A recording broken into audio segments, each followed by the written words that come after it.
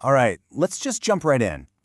We often think that being good with money is all about what you know, that it's some kind of hard science like physics, where all you need are the right formulas and a big brain to get an edge. But here's the central idea we're going to explore. Success with money has almost nothing to do with how smart you are, and a whole lot to do with how you behave. It's not a science, it's psychology. And here's what that really means. It means our own minds can quietly, sneakily work against us, sabotaging our wealth with all these biases and emotions we don't even realize are there. So, in this explainer, we're going to diagnose these hidden mental traps together. We're going to use some brilliant insights from Morgan Housel's work to figure out what is really going on inside our heads.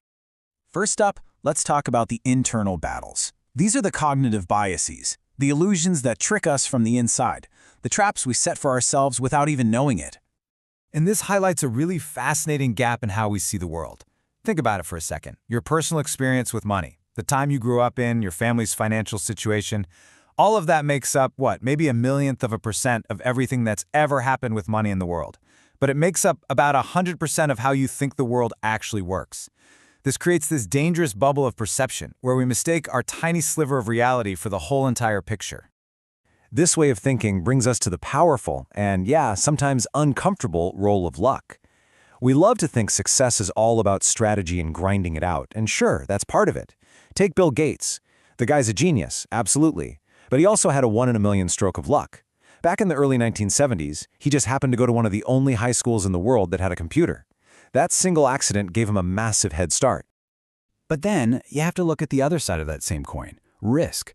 Gates had a friend, Kent Evans, who was just as smart, just as obsessed with computers. They were going to change the world together. But Kent suffered his own 1 in a million event, a fatal mountaineering accident before he even graduated high school. Same talent, opposite outcomes, and neither was fully in their control. So what's the takeaway here? It's that we have to get really good at separating what we can control from what we can't. Humility is crucial because you never, ever see the full story behind someone else's success or their failure. And this is why we should study broad patterns, not just idolize specific people. Their success might hinge on a lucky break you just can't replicate. The goal isn't to get lucky, the goal is to build a financial life that can survive bad luck.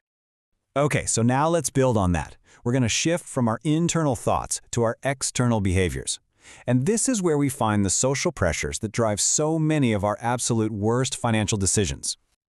Oh, this is one of my favorite concepts. It's called the man in the car paradox. See, we buy expensive stuff hoping people will admire us, but it's totally flawed. When you see someone driving a Ferrari, you don't think, wow, that person driving is so cool. No, you think, wow, if I had that car, people would think I'm cool. You just use their stuff as a mirror for your own desires. And this quote just cuts right to the heart of it. The person whose respect you're trying to earn by buying that fancy watch or car, they're probably not even paying attention to you. Why? Because they're too busy thinking about their own lives and their own desires. And all this leads to a really critical distinction. Looking rich is easy to see. It's all about spending money on things people notice, cars, clothes, fancy vacations. But being rich, being truly wealthy, that's what you don't see. It's the money that wasn't spent. It's the financial assets that haven't been turned into flashy stuff. Real wealth is invisible. It's the money that's working for you, buying you freedom, options, and peace of mind. All right, so we've diagnosed the internal problems and the external traps. Now let's get into the solutions, the powerful and honestly kind of unglamorous principles that actually build lasting wealth.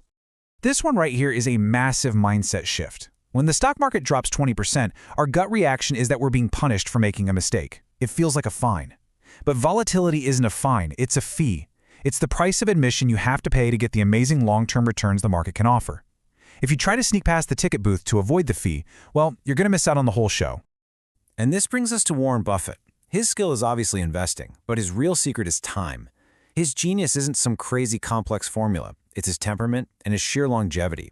I mean, just look at this growth curve. He was a millionaire at 30, which is great, but over 99% of his entire net worth came after his 65th birthday. That didn't come from one insane high-risk bet. It came from good, solid, consistent returns compounded over an entire human lifetime. So what this really shows us is that the most powerful force in finance isn't some genius-level return. It's just good, repeatable returns that you can keep up for decades without blowing yourself up. The goal isn't just to get rich, it's to stay rich. It's all about survival. You have to stay in the game long enough for that compounding to work its unbelievable magic.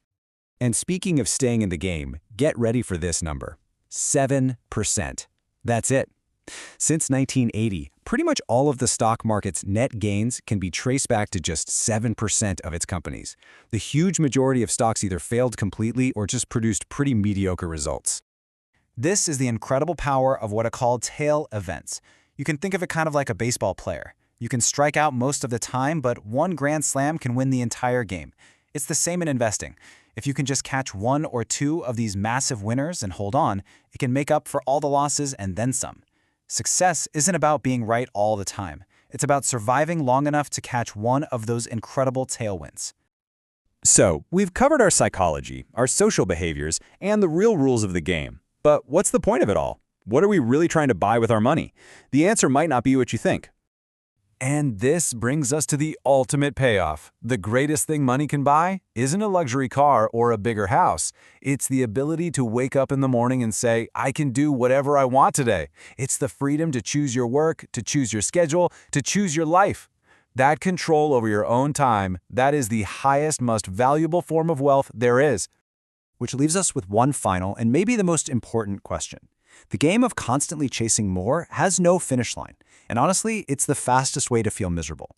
So the most critical financial decision you can ever make is to simply define what enough means to you. Because once you have enough, you can stop moving the goalposts and start actually enjoying the freedom you've worked so hard for. So, what is that number, that feeling, that life? What does it look like for you?